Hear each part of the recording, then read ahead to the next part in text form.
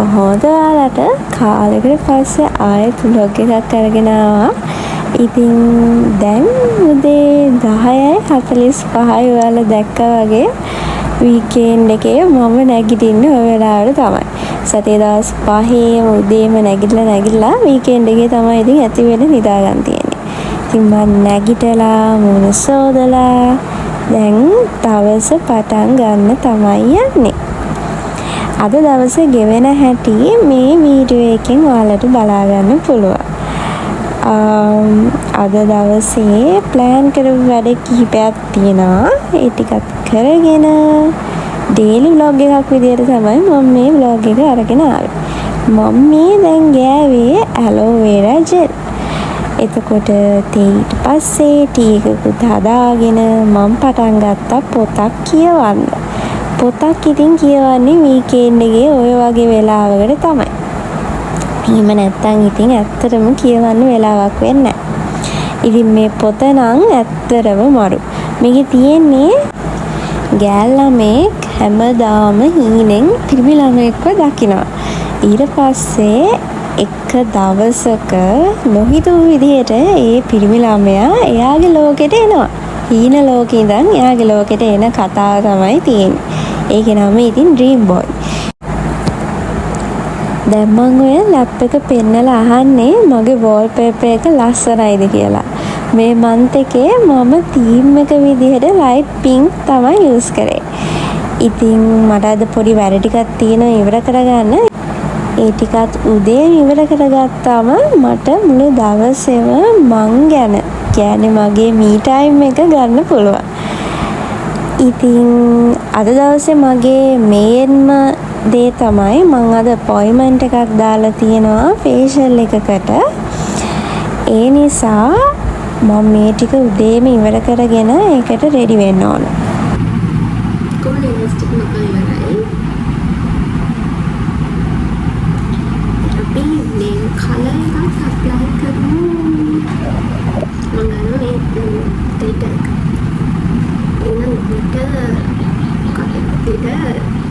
එක නම් red colour වගේ පොඩි වෝටර් කලර් එකක් වගේ එකක් යනවා.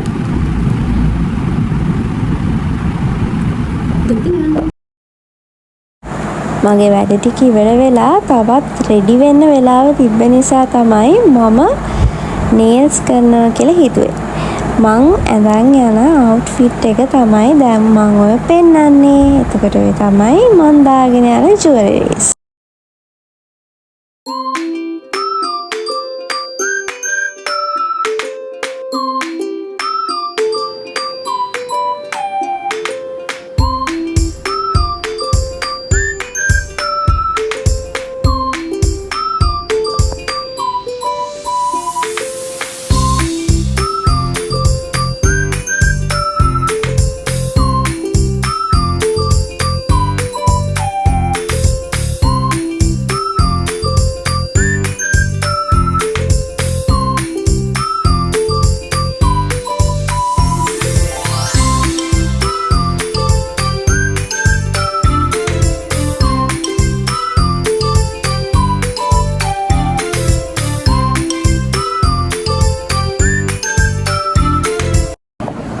මම ලෑස්ති වුණා. දැන් ඌබර් බයික් එකේ යනකන් ඉන්නේ.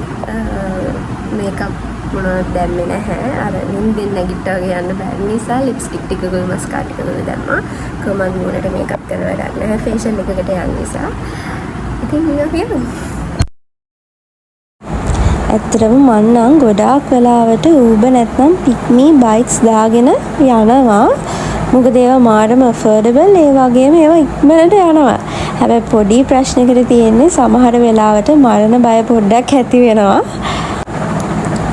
අද මම අපොයින්ට්මන්ට් එක දැම්මේ චර්ම ආයුර්වේද ඇන්ඩ් ස්පා ක්ලිනික් එකට. මේ තියෙන යාළගේ ප්‍රයිස් ලිස්ට් එක.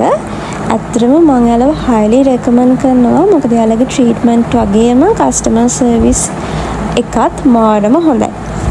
මට මේන්ලි කරගන්න ඕනුනේ ක්ලීන් අප් එකක්. මොකද මගේ බ්ලැක් හෙඩ්ස් වයිට් හෙඩ්ස් ගොඩක් තිබුණා. මොකද මම සාමාන්‍යයෙන් මාස 3කට විතර සැරයක් තමයි ක්ලීන් අප් කරන්නේ මට රිදෙන නිසා. හැබැයි මට ට්‍රීට්මන්ට් කරද්දි කිව්වේ 28 days වලට පස්සේ ආයෙත් ක්ලීන් අප් එකක් කරොත් එහෙම රිදෙන්නේ නැහැ කියලා. ඉතින් මේ ට්‍රීට්මන්ට් කරාට පස්සේ ඉන්ස්ටන්ට් ග්ලෝ එකක් තියෙනවා කියලා තමයි මට නම් හිතුනේ. ඔයාලටත් එහෙම හිතනවද?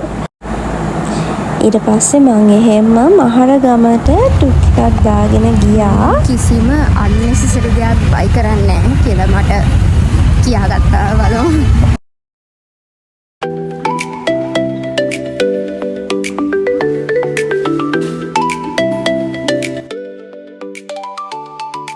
ඊට පස්සේ මේ ඉන්නේ ලේඩි ජේ එකේ. අම්මෝ ලේඩි ජේ එක නම් පිස්සුවක්. මම මේ සෙරමික් බඩු වලට මාරම ආසයි. මම මගේ ගෙදරක් හදපු දවසක මේ සෙරමික් බඩු ඔක්කොම අරගෙන ගිහිල්ලා පුරවනවා. අලෝ ඔක්කොගෙම ඇවිදලා එළියට එද්දි රෑ වෙලා. ඉතින් මං එහෙමම කාලම යනවා කියලා මෙන්න මේ අංකල්ගේ කෑම කඩේට ආවා. ඉතින් මං දැන් කන්න තමයි යන්නේ.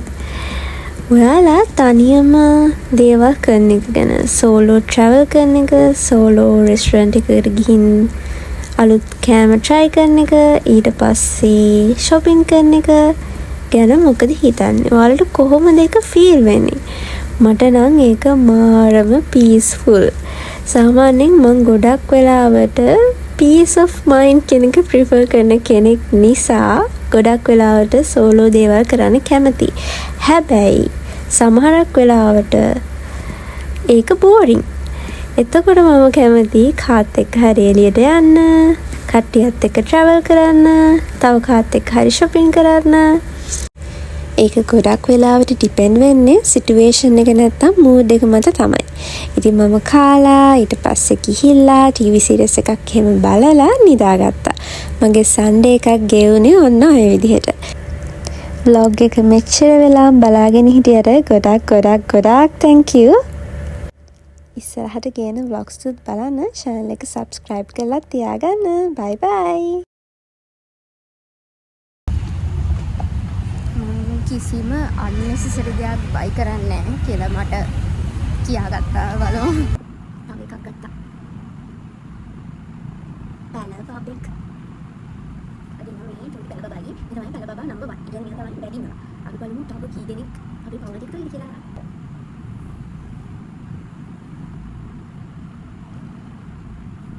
මම ගත්ත කියුට් කොන්ට්‍රැක්ට් එක පෙන්නන්න හලෝ. තව එකක් පෙන්නන්න හලෝ.